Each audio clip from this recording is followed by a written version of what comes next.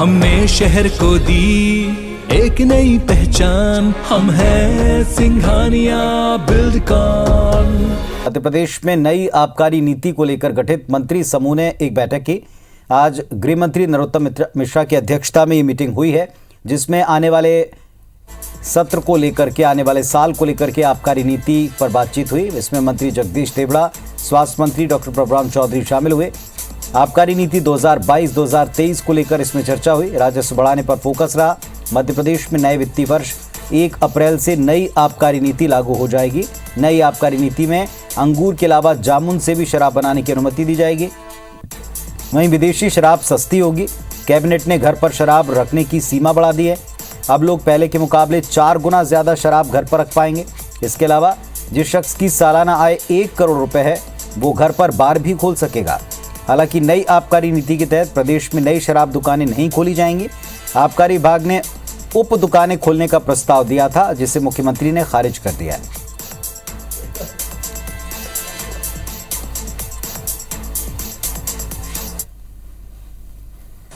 सभी सम्मानित मंत्रीगण किसी न किसी समिति में हैं। इन सभी समितियों के जो 13 के लगभग समितियां हैं, इन सभी सम्मानित मंत्रियों को अपनी बैठकें करके और 26 तारीख के पहले अपनी प्रस्तुति 26 और 27 को चिंतन बैठक कान्हा में होगी, वहां पर वो अपना विषय रखेंगे। आलोचना सिर्फ और सिर्फ आलोचना ढूंढना इनका नेचर बन गया है। ये इसी तरह के लोग हैं। तो हमारे सहयोगी सुधीर दंडोतिया इस वक्त भोपाल से हमारे साथ में जुड़ रहे हैं। सुधीर, आने वाले साल को लेकर के आबकारी नीति पर डिस्कशन हुआ है, किस तरह की नीति रह सकती है, इसके बारे में कयास और कुछ संकेत जरूर मिले हैं। देखिए पुनीत, बिल्कुल अगर बात करें तो हाल ही में मध्य प्रदेश सरकार ने अपनी आबकारी नीति में बदलाव किया था, जिसमें कई तरीके के प्रावधान प्रदेश सरकार की ओर से किए गए थे। खासकर अगर बात करें तो हेरिटेज वाइन बनाने को लेकर सरकार ने सहमति जताई थी, जिसमें अंगूर से शराब बनाने का प्रस्ताव था। और जो मध्य प्रदेश के जो निवासी हैं, जो इस तरीके का उत्पादन करते हैं, उनको शराब बनाने की अनुमति प्रदेश सरकार की ओर से दी गई थी।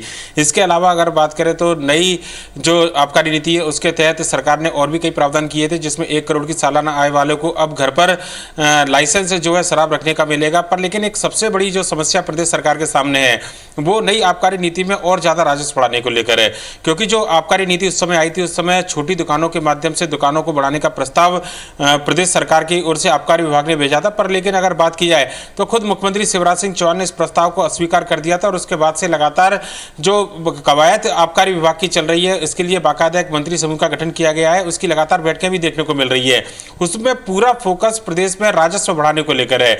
नई आबकारी नीति के बाद में किस तरीके से राजस्व में बढ़ोतरी की जाए, इस बात को लेकर आज मंत्री समूह की बड़ी बैठक हुई, जिसमें गृह मंत्री नरोत्तम मिश्रा, इसके अलावा आबकारी मंत्री जगदीश देवड़ा, प्रदेश सरकार के स्वास्थ्य मंत्री प्रभुराम चौधरी सहित अधिकारी मौजूद थे। और नई आबकारी नीति जो बनाई गई है, न केवल उसकी समीक्षा की गई, बल्कि आने वाले समय में राजस्व में किस तरीके से बढ़ोतरी की जाए बिना शराब की नई दुकानें खोले हुए, इसको लेकर भी चर्चा की गई है। लिहाजा काफी ये महत्वपूर्ण बैठक थी। मध्य प्रदेश में 1 अप्रैल से नई आबकारी नीति लागू होने वाली है। ऐसे में उसको लेकर जो भी परिणाम सामने निकल कर आएंगे और जो भी उसके प्रभाव, चाहे वो सकारात्मक हो या नकारात्मक हो, इन तमाम बिंदुओं पर चर्चा की गई है। आने वाले दिनों में फिर से मंत्री समूह की बैठक होगी, जिसमें राजस्व बढ़ाने पर चर्चा की जाएगी। पर लेकिन आज की अगर बैठक की बात करें तो आज जो पूरा फोकस था वो राजस्व बढ़ाने के साथ साथ जो आबकारी नीति बनाई गई है उसकी समीक्षा को लेकर था। पुनीत, चलिए, तो समीक्षा हो चुकी है और नीति के ऊपर बातचीत करने के लिए मंत्रिमंडल की जो उप समिति है उसने बैठक की थी। शुक्रिया आपका इस पूरे अपडेट के लिए सुधीर।